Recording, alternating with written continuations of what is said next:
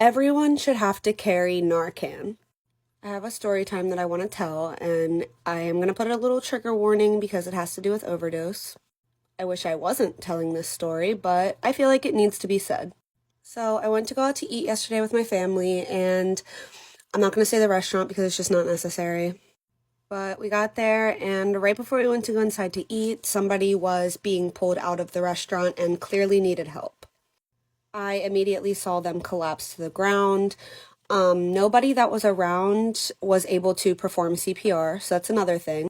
I mean, I should know CPR. I have children and I took a CPR class back in high school. I passed it, but that was years ago. I would need to retake a class, so I'm included in this. But nobody knew CPR. Then all of a sudden, somebody started yelling out, "Does anyone have Narcan? They're overdosing." Obviously, my point of the story is nobody had Narcan. They called the police got there, and the police actually didn't even have Narcan, which is a whole nother issue that I don't even want to touch on because what? But the police also didn't have any Narcan. The ambulance finally got there and they did administer Narcan. When the police got there, they did start to try to do CPR though. So CPR was performed on this woman all the way until the ambulance got there, and then the ambulance provided Narcan. That's a big chunk of time from when she started overdosing until the cops got there that CPR was performed, and then a big chunk of time from when CPR started being performed to when Narcan was administered, which, what?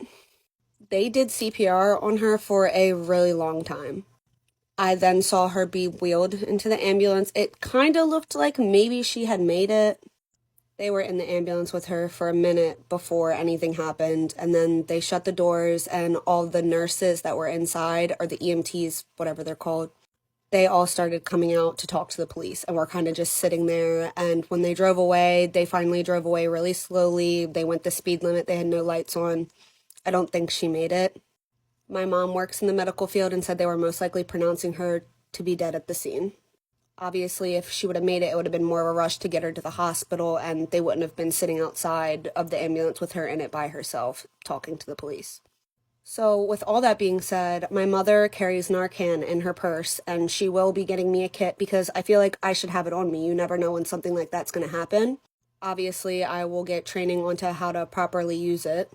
But that, along with CPR, I will be taking a CPR class as well.